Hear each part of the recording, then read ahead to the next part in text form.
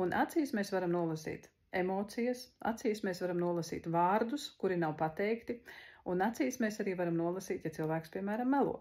Jo acis ir dvēseles spogulis. Kad acī šī baltā daļa ir redzama zem krāsainās daļas. Šādi cilvēki ir ļoti ārkārtīgi jūtīgi cilvēki, ļoti ātri apvainojās šādi cilvēki, tātad ar viņiem būtu jāpietās īpaši uzmanīgi.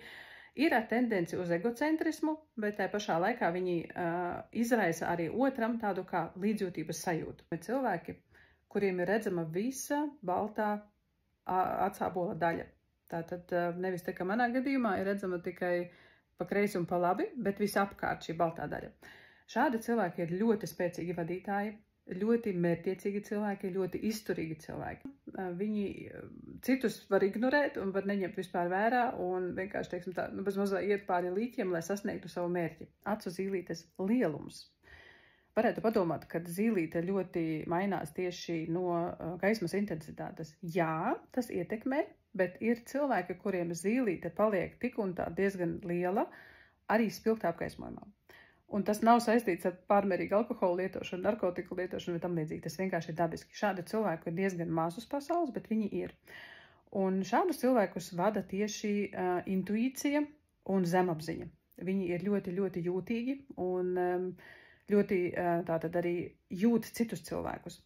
Un tie cilvēki, kuriem ir šauras mazas zīlītes, tie ir, tā kā man, piemēram, man arī ir maza zīlīte, tie ir atkal analītiķi un viņi dara visu ar prātu, ar loģiku. Šie cilvēki ir arī vairākumā uz pasaules. Ir cilvēki, kuriem acis ir novietotas diezgan tuvu viena pie otras, un ir cilvēki, kuriem ir novietotas diezgan tālu viena no otras. Un tiem, kam ir tuvu novietotas acis, viņiem stiprās puses ir spēja koncentrēties, spēja fokusēties uz detaļām, pragmatiska domāšana, bet viņi mēdz būt arī diezgan sturgalvīgi.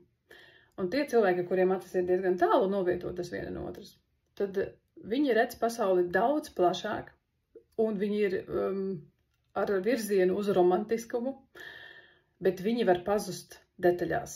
Tās ir tās lietas, kam var pievērst uzmanību, lai cilvēka personību labāk iepazītu. Tieši acis ir tā zona, kurai tiek pievērsta vislielākā uzmanība, kad mēs ar kādu satiekamies. Kādi ir jūsu novērojumi par to, ko es tagad stāstu? Vai tas atbilst patiesībai, jo es tagad mācos?